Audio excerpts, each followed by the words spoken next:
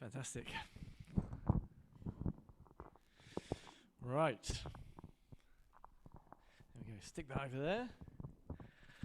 Oh, I'm very excited. I've been really looking forward to sharing with you this morning. I'm buzzing, actually. It's time. It's time for us to start to talk about make disciples, start to unpack this part of our vision statement. And I really, really, really believe this is a very significant time for us as a church. So I've been really looking forward to sharing with you. I want you to cast your mind back to September. Dave's mentioned this vision statement that we shared in December, that sense of this is what God is calling us into, this is what God is calling us to do, but just as much, this is what God is calling us to become. So you today have become someone different to who you were 1 year ago. And you are definitely a different person to who you were 10 years ago. And in 12 months' time, you will have become a different person to who you are today. And in 10 years' time, you will definitely be a very different person to who you are today. Just as we individually, we become something, someone, as a church, we are becoming something. And we have to have a vision for that. We have to know what we believe God is leading us into. What is it that God is calling us to become, that may be an intentional journey that we can go on together. So let's partner with God in that. Let's partner with where He is leading.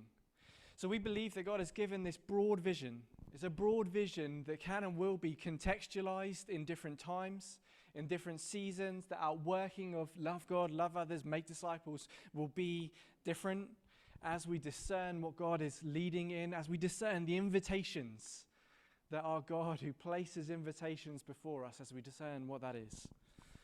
But now it's time over the next few months to talk make disciples.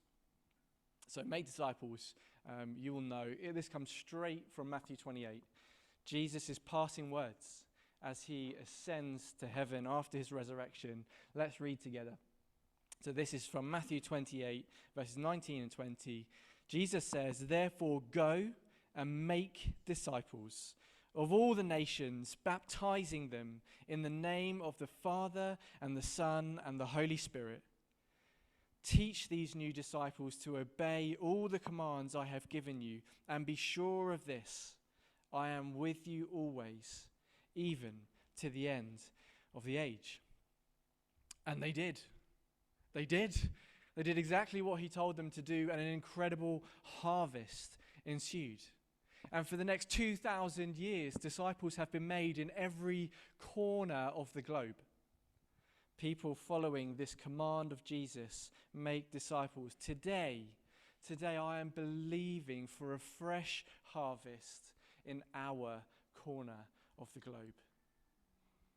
I am longing for people to come to know Jesus through you, through me, being disciples who make disciples.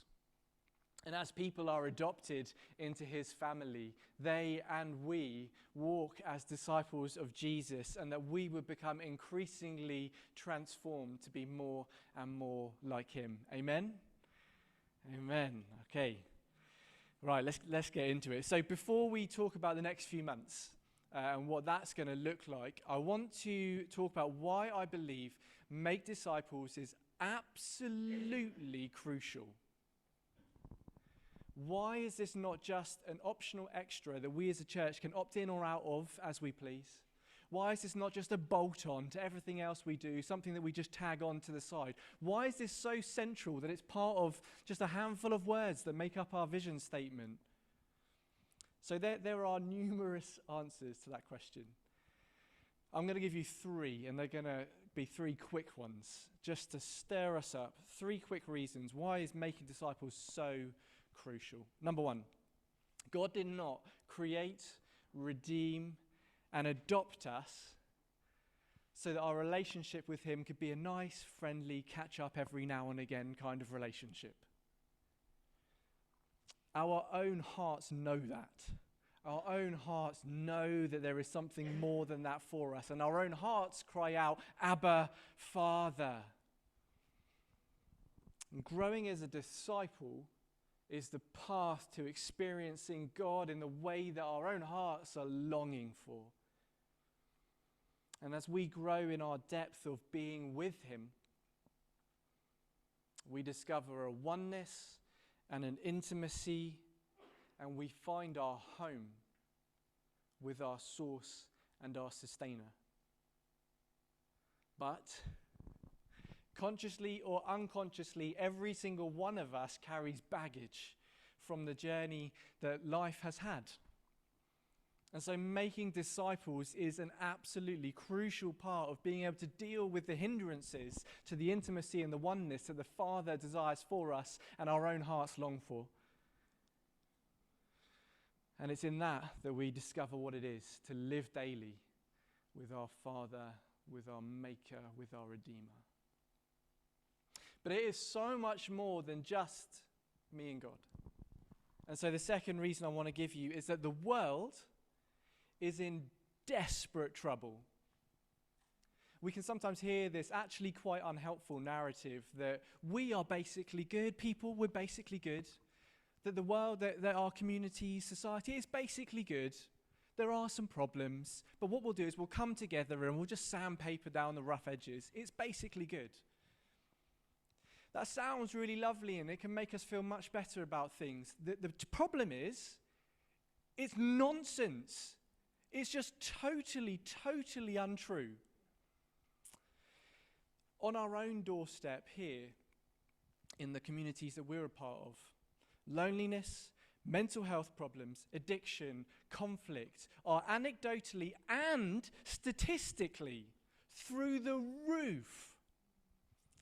And you don't have to go that much further afield onto the continent and across the world to find wars where people are literally killing each other, where famines are destroying communities, where millions and millions of people are living in abject poverty every day of their life, where human trafficking is a thing. How is that a thing? Whether it's literally on the surface for all to see or whether it's just a few millimeters below, we live in a world that is drowning in an ocean of pain and hurt and despair. In the face of that, we have to realize we have got very little to offer unless we are conformed into the likeness of Jesus Christ. And then the story changes. Because if we're conformed into the likeness of Jesus Christ, then watch out, gates of hell, because the church is coming. Then the whole story changes. And that's why we make disciples. Because there's no other answer. The pain that we see will only increase unless there's disciples of Jesus to stand in the face of that. Number 3, if, and it's an if that looks like it may well become more of a when, when the world around us becomes more antagonistic against believers, what will sustain the church? Can we stand if a time comes in which we are not widely accepted anymore? Will we be robust enough in our discipleship to Jesus? You see, if we're about making disciples, then our own comfort or lack of is not the main issue. Brother Andrew, that you may be familiar with from God's Smuggler, he wrote this quote in that book. He says, "Persecution is an enemy that the church has met and mastered many times. Indifference could prove to be a far more dangerous foe." So indifference towards the church has been the state of particularly the communities that we live in for quite a while. The sort of, okay, That's fine. If that's what you want to do, you crack on and do that. I like to do something different, and sort of a bit indifferent towards the church. But that is changing. We know that's already changing, and time will tell to what degree that changes. But what we do know is that disciples don't just survive in times of persecution, they thrive. You've only got to look at the underground church in China to see that in times of real, raw persecution, the disciples of Jesus find a way to absolutely thrive. And so those are three very quick reasons. I believe that making disciples is crucial. And that's reflected in our vision statement. But my desire is that would be increasingly reflected in the way that we live out our faith together. I love this statement that we can put up here. This great statement. It says, if the church was a business, our product would not be services or meetings. It would be disciples. Jesus Christ has commissioned us. His instruction was, make disciples. Our product is disciples. That is what Jesus has spoken for.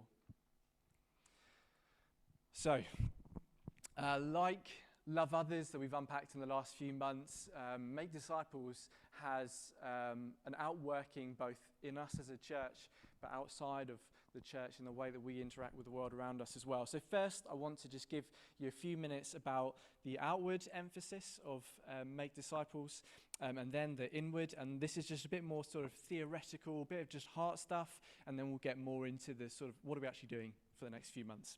So let me give you some interesting stuff with what does it mean for us to make disciples in terms of engaging with people who don't know Jesus. So, in the early church, people's draw to Christianity was not first because of what the Christians believed, but first because of how the Christians behaved. So you might have come across the theologian Michael Green. Michael Green estimates that 80% of evangelism, this is talking about the early church, 80% of evangelism in the early church came through a natural network of relationships, not through formal preaching and teaching. The church was living a radically different life by the values of another kingdom. And the world around was captivated and compelled in what it saw. The Gospel of Luke has got the most references to the word save, the idea of salvation. That comes out of the four Gospels. Luke is the Gospel where that comes out the most. Luke's Gospel is also the Gospel which has got the most depictions of Jesus at a table sharing a meal with people. You see, Jesus stood up and he preached great messages to crowds. We read lots about that. But Jesus also sat down at the table with people in desperate need. And he looked them in the eye. And people, person after person, the Zacchaeuses, their lives were transformed as they sat relationally with Jesus. Things changed. We can assume that the path to this is the idea of conversation. The people need to hear something first, and then community forms, and then discipleship happens. But what's far more effective is community. And in the context of community, then conversations, and then a discipleship journey is outworked.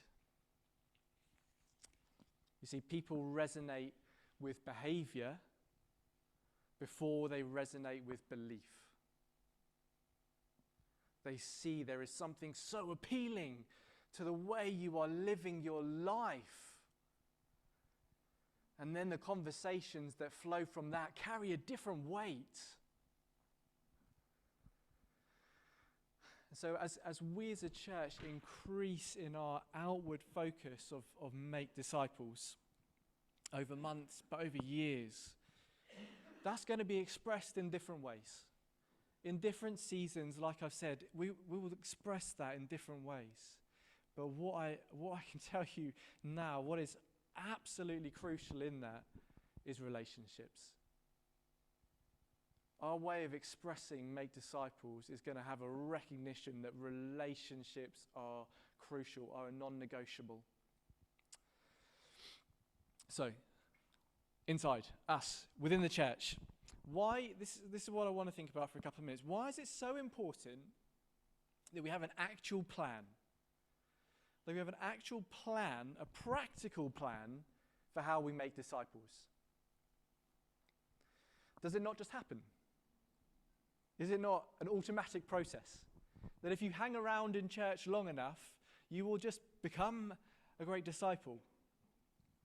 Well, actually, every single one of us knows from first-hand experience that no, that's absolutely not the way it happens. We can all do the normal stuff of the Christian life, and sometimes it's clicking, and just like good stuff's happening, and it just feels like, yep, everything's just working. I feel like I'm growing.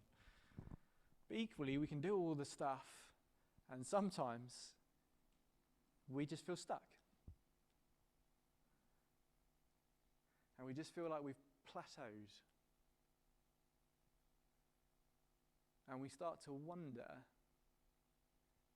is this it? Is this church? Is this discipleship? Is this Christianity? Is this my faith? Is this what there is now? You see, I believe that Jesus displayed something very intentional when it came to making disciples. And he modeled something to them in the way that he lived his life. He taught them things and he shaped them. And 2,000 years later, he still does. He still models, shapes, teaches those that seek to be his disciples. You may have heard of Dallas Willard. He defines a disciple of Jesus like this. A disciple is someone who wants to become more like Jesus, and so systematically arranges the affairs of their life to that end. See, I really believe that an intentional approach to being a disciple of Jesus will produce within us deeper and deeper levels of spiritual maturity. You know, as followers of Jesus together, we need to discover what does it mean? What does it mean to systematically arrange the affairs of our life to the end of becoming more like Jesus? If that's the goal that we've got in mind, then what does it mean to arrange the affairs of our whole life so that we are working towards that goal? And for that, you have to have a plan, because we all know that it doesn't just happen. And so as a leadership, we've got some pointers that I'll come to in a minute that are going to help us get started. But the brilliant thing about this is it's something that we will together as a church work out more and more together along the way. It's a journey that we will go on, where a lot of things we will figure them out in community together as we work through this process. And it's going to be really exciting. And I want to say that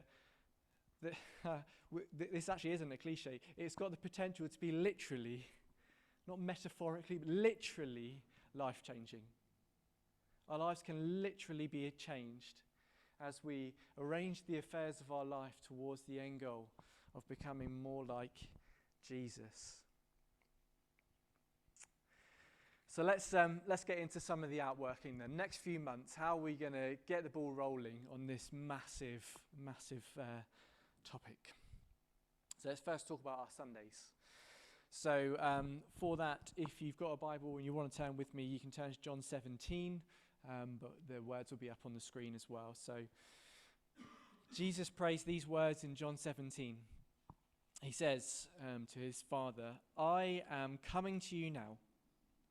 But I say these things while I am still in the world, so that they, speaking about his disciples, may have the full measure of joy within them. I have given them your word, and the world has hated them, for they are not of the world, any more than I am of the world. My prayer is not that you would take them out of the world, but that you would protect them from the evil one. They are not of the world, even as I am not of it. Sanctify them by the truth. Your word is truth. As you sent me into the world, I have sent them into the world. For them I sanctify myself, that they too may be truly sanctified. The sermon series that we're going to work through in the coming months is going to be based on the thrust of that passage, and it's going to be called In the World But Not of the World. Like I said, something like Make Disciples contextually is outworked different times, differently in different seasons. This is where we're going to start. This is the first kind of idea that we want to unpack together, being in the world but not of the world. You see, because of the absolute brokenness in the world around us, we want to talk about how vital it is that we are in the world. Jesus sent us to that. Verse 18, I have sent them into the world. And so over the next 6 Sundays that we are together, we're going to consider what are the problems that this world is facing. What is it so desperately hungry for? But in both verse 14 and verse 16, so it's obviously quite important to Jesus because he says it twice, he emphasized that we're not of the world. And Paul wants to make sure that we don't end up in a subtle slide to being of the world. And he says in Romans 12 verse 2, Paul says, do not conform to the pattern of this world, but be transformed by the renewing of your mind. And then you will be able to test and approve what God's will is, his good, pleasing, and perfect will. You see, what the world doesn't need, as we go into the world, what the world doesn't need is Christians who have been conformed in such a way that they're barely distinguishable. What the world does need is disciples of Jesus who have been transformed. And so we want to talk in these coming Sundays about how do we live as a counter-cultural people? And what is it that we can be practically doing in order to live in that way? Let's hear from Dallas Willard again. And so he says this: the greatest issue facing the world today, with all of its heartbreaking needs, is whether those who are identified as Christians will become disciples, students, apprentices, practitioners of Jesus Christ, steadily learning from him how to live the life of the kingdom of the heavens into every corner of human existence. So the aim in our Sunday mornings is going to be to recognize what are the issues of this world around us that is not basically okay. What are the deep issues and pain points? That we stir amongst us a conviction that it is only Jesus who can bring healing, and that we ourselves can live in such a way that we participate in that. That's our Sundays in the coming months. I think life groups. So as we look to grow ourselves as disciples, I want to say that our life groups are crucial. 18 months ago, So think about what are we actually going to be doing then in those times. 18 months ago, if you were around at that time, you'll remember that we wanted to unpack the basic foundations of our faith, and so we used Alpha. We used the content of the Alpha course to help us to explore the basic foundations of our faith. And so as we think about make disciples from the angle of being in the world but not of the world, we wanted some really excellent material. Something that we can use to think about, okay, so practically, how do you do that? It's an easier thing to say than it is to do. Practically, how do we live differently to the world? So in the same way that we used material from Alpha without running the course at that time as such, we're going to use material from another course without running the course in its entirety. And it's a course called Practicing the Way. You might be familiar with John Mark Comer. He's written a number of books on discipleship. His most recent one is called Practicing the Way. And very, very recently, a course has been released by the same title, Practicing the Way. It is going to give us a great foundation together about what does it actually mean to be a disciple of Jesus and to follow in his way. How are we formed to be more like him? How do we live that out in our day-to-day lives? It's really great content. It's really practical. So what we're going to have each week is there's going to be short teachings that we can watch. And we will use them to learn some things together and then have really good discussions together to really grapple with these things in our life groups. Time for praying for one another, spurring one another on in these things. So I know that we are going to have some really good life group evenings in the next few months, getting into this practical way of life, being disciples, following Jesus. So that's Sundays, life groups, and then I'm going to finish up with 2 key ways that you know about, and I'm just going to share a bit of heart again, that we are looking to this outward focus, take opportunities with an outward focus, because that's something that we all do individually. Individually, we've got to look beyond ourselves. We have to have an outward focus when it comes to making disciples. But there are times where we gather together before the community and we say, this is church. And the community gets to see something bigger than a person. They get to see church gathered, displaying something. And that's the opportunity that we've got first with the Lenham Showcase. I've got the date up here. Yes, I do, as well. It's an opportunity for us to display that the church is not bunkering down and waiting for the return of Jesus. It's an opportunity for us to display, like our vision statement so clearly says, we love others. It's an opportunity for us to display that we have a joy inside us and we want to share that with the world. And it's an opportunity for us to show the heart of the Father. And I believe that when people see that from a group of believers, that it is powerful. It's so much more than us taking part in an event. There is an opportunity to witness to Jesus in a powerful way by coming together in this. So, if you are not familiar with the plan for the Lenham Showcase, the very quick, brief overview is that different groups and organisations from within the local community will be coming here to this very room to showcase what they're all about and what they do. There's going to be a lot more going on. I'll come to that in a second. But just to mention that we ourselves, as Pathways Church, are showcasing within that.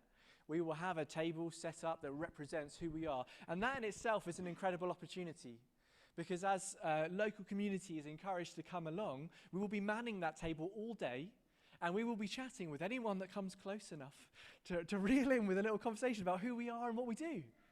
Sharing with them about the church of Jesus Christ and the love of God. So that's a really cool opportunity to just chat with people about church.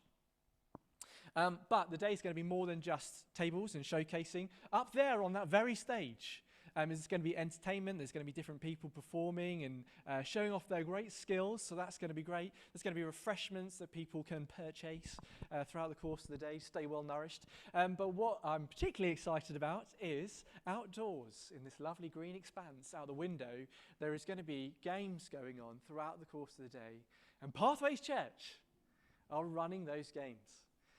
So we get to, throughout the course of the whole day, facilitate games and fun that families can come and do together, that the kids and the parents can laugh and enjoy, and in that we can display who God is. A fun God, a God of family. I think it's a really exciting one because I really do think that it's something that we as a church can facilitate so well.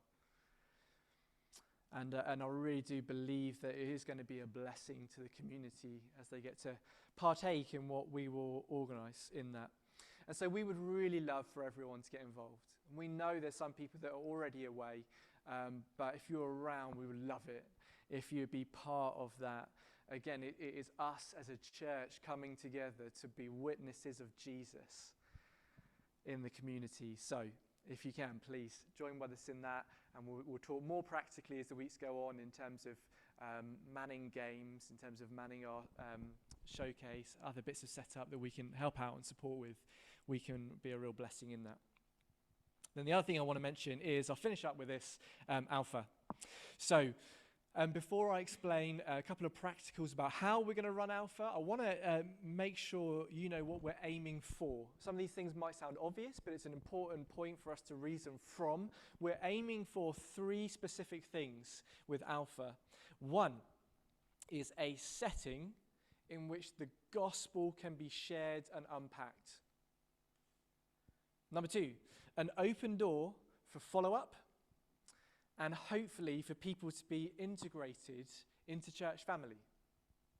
And number 3, to do that in a way that represents our value on fellowship. So that's what we're aiming for. Now, how are we practically going to do it? So the main question in this was how long to do it for. If you're familiar with the Alpha course, if you do it in its entirety, it's an 11-week course, including a weekend in the middle. For us, we decided it's less about completing Alpha as it is about the aims that I just gave. That opportunity for us to share the gospel and to open a door for follow-up, to do that in a way that represents our value of fellowship.